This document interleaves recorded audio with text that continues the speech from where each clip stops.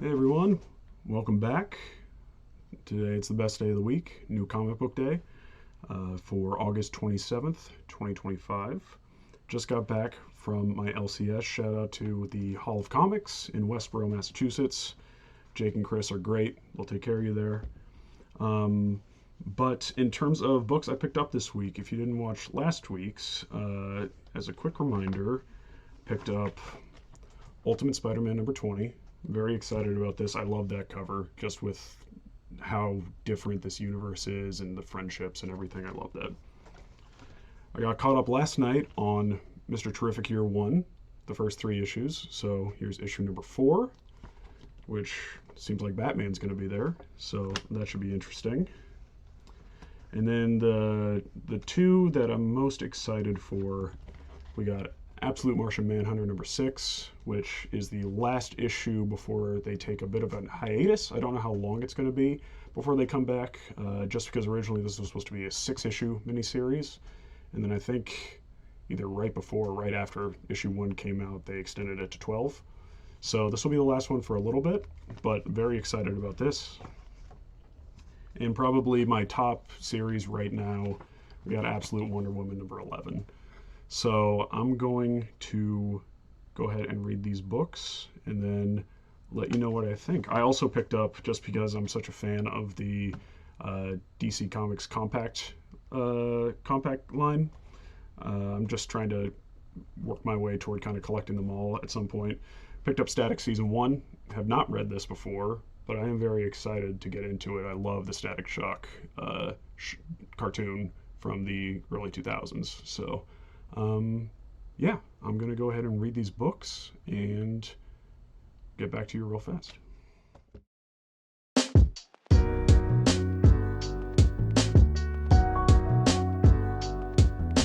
Just finished up the first book. I read Mr. Terrific Year 1 number 4 first.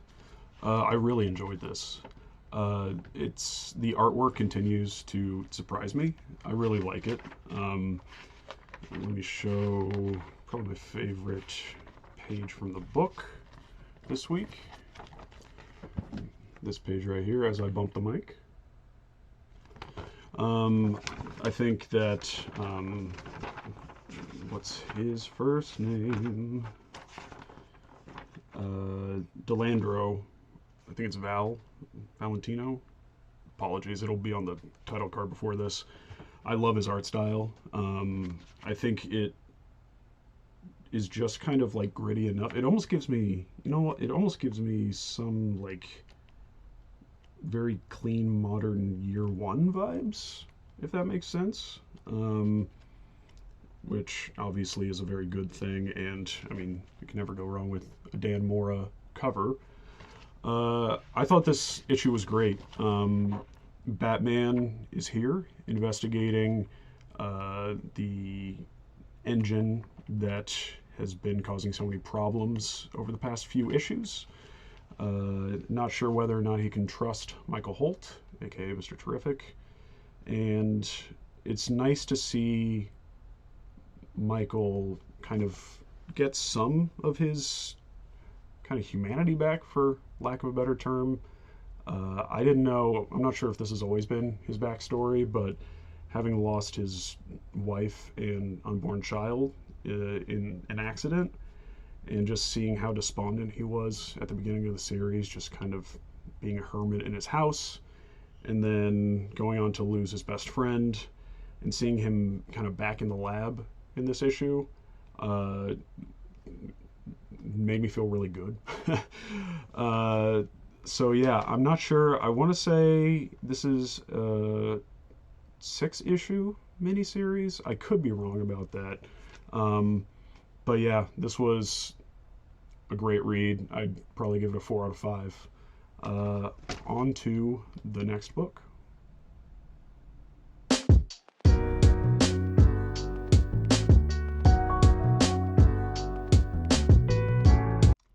Just finished up Ultimate Spider-Man number 20. I loved this issue. Maybe I'm odd because I think one of my favorite issues of the run so far was the dinner scene pretty early on. I don't remember what issue, with Peter, Harry, MJ and Gwen. And this was kind of a redux of it. At the end of last issue, obviously Mary Jane tells Peter, like, I need to know everything. Like, I need answers. So set up this dinner date with all the four of them again. And Peter is wearing a shirt that's far too small for him. I get it. You're swole, my guy, but come on. And it's interesting because obviously there's no secrets anymore necessarily. They're kind of hashing it all out, but it's still definitely tense, which comes across really well, and Hickman really kind of builds that in. There is a B plot of Ben, Uncle Ben, and it's unnecessary. And Richard, just at home with Richard kind of dealing with his time coming back to the city unexpectedly and not telling his parents, where Ben's like, you can talk about it if you want. And he does the classic teenager thing of, I don't really want to talk about it. And then he talks about it. So that part is kind of whatever. It's fine. But yeah, it's interesting to see MJ's reaction to everything. And then kind of the climactic scene is, I guess, spoilers if you want to read the issue first, come back to this. But at the end of the issue, Gwen and MJ go into the bathroom. Gwen kind of apologizes for how she approached the conversation because MJ went into the bathroom and started crying. But MJ was just confirmed with her, so you only have the powers of Mysterio when you have the amulet, right? And Gwen's like, yeah. And MJ goes, so when do you get the amulet back? Gwen says, in 11 days. Why? And then MJ just sucker punches her in the face. Just with a bunch of stress that's been built up, and Gwen saying Peter is too naive, he can't see this through to the end, yada yada yada. And there was a couple of panels here that really kind of stuck with me, and it was between MJ and Gwen. Should have saved the page beforehand, but it's during the conversation, and basically, of course I can't find it now. That tracks. Basically, Mary Jane is like, I need to figure all of this out because of our kids.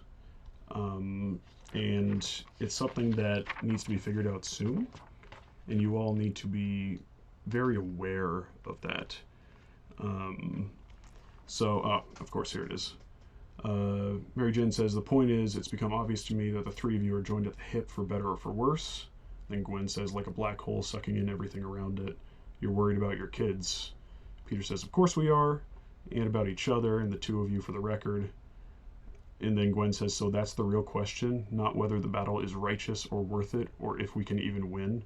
What you really care about is what it might cost. And Mary Jane says, damn right I do. I thought that was a really awesome piece of just character work by Hickman, just showing that MJ is willing to be involved, but the priorities will always be her family. And I think Peter is on that same track, and I think he's kind of in the middle between MJ and then Harry and Gwen in terms of how far he'll go and what needs to be done. So, yeah, other than the few pages back at the Parker residence, I think this was an incredible issue.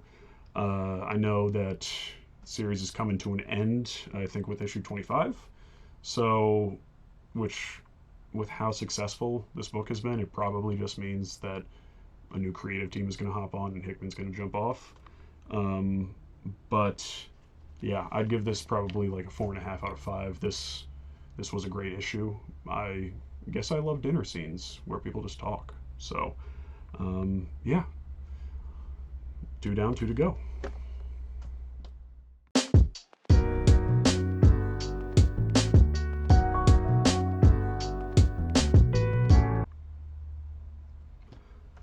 Wow. Just finished up Absolute Martian Manhunter number 6. I did look up about the hiatus, and it is going to be a 2-month hiatus, so there will not be a new issue in September or October. It should be returning in November for issue 7.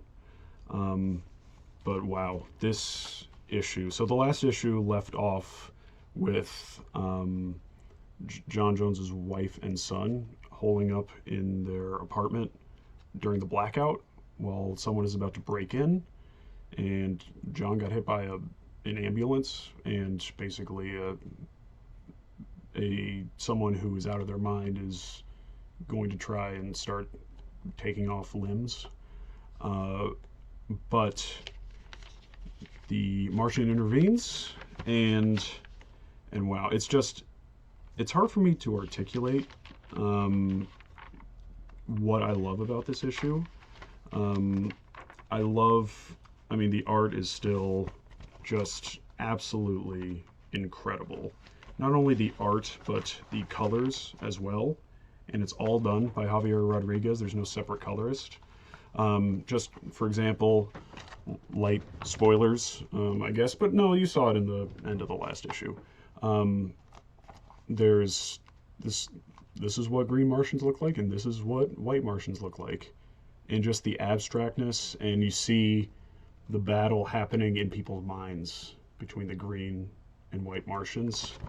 There's a whole section where they're fighting, and they're basically taking people's dreams and weaponizing them against each other. And it's fascinating. It's like, for example, again, if you come back, if you don't want any spoilers at all, come back and watch after you're done. But this might be one of my favorite pages. So basically,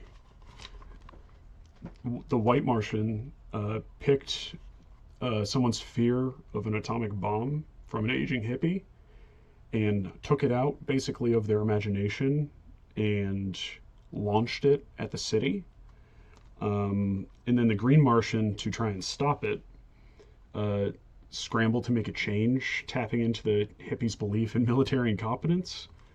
And then it becomes a dud and doesn't explode. Like, that's the kind of creativity this book has. There's a scare for a moment about John and Bridget's son.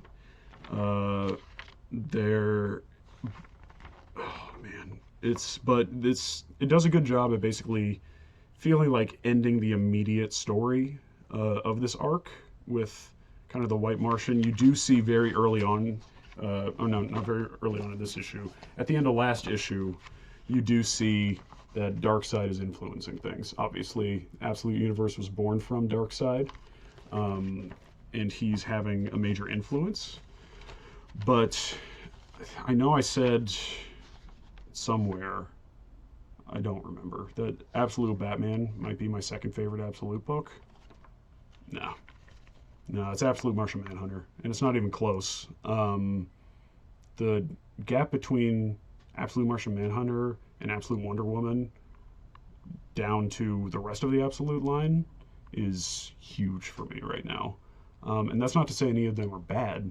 I think the worst one is Absolute Flash, and I think that's still perfectly fine. Superman's my guy. He's my favorite hero. But, man, this might be my comic of the year. Granted, I just got back into comics, especially single issues. But, yeah, this is the easiest 5 out of 5 in my life. It's going to be a hard 2-month wait for this series to come back. And, man, yeah, if you're not on this series or you haven't been a huge fan of it, I don't know if this will necessarily change your mind about it. It's still abstract. It's still kind of everywhere in terms of metaphors and what's real and what's not. I mean, in the last issue, you had people's shadows physically interacting with them. But yeah, if you're just in the mood for something super different and that's written incredibly well and has some of the best art and coloring out of any book I've ever seen. Absolute Martian Manhunter is the play.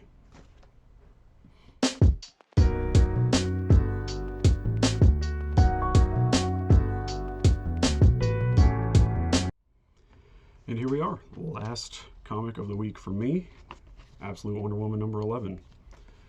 This is part 4 of 5 of the As My Mother's Made Me story arc. And it feels like it feels like the final setup before the kind of big ending of this arc. Not to say that there was not great things about it. I mean, Hayden Sherman's panel work is just his panel composition throughout the entirety of the series, but I mean, come on. Like, it's crazy.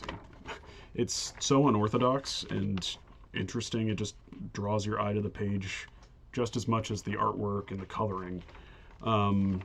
So at the end of the last issue, Wonder Woman saved Petra and sent her through the portal back to Steve Trevor and Etta and everyone.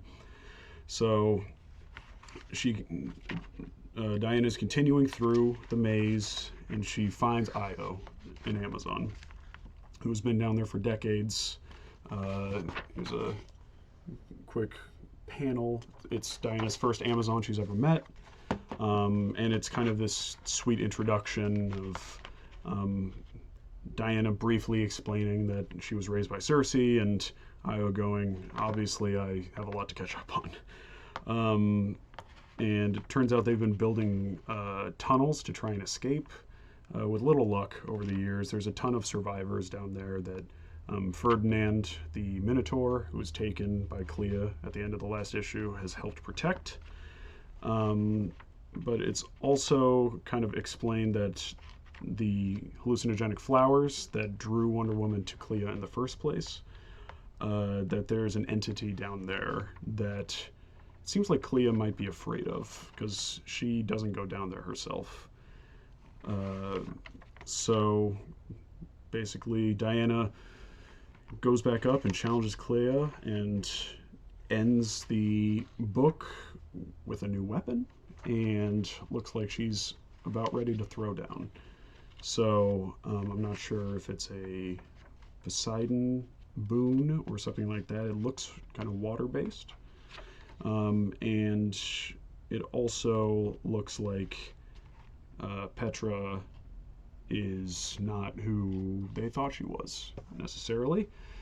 So yeah, really like the issue. Definitely not one of the strongest issues I think in the series. Again, obviously set up for the finale of this arc. I very much still give it a 4. Hayden Sherman continues to kill it. The colors by Jordi Belair, also just incredible. Just brings Sherman's artwork to life. And Kelly Thompson is Kelly Thompson, which means the writing's great. So yeah, I would say 4 out of 5 for Absolute Wonder Woman number 11.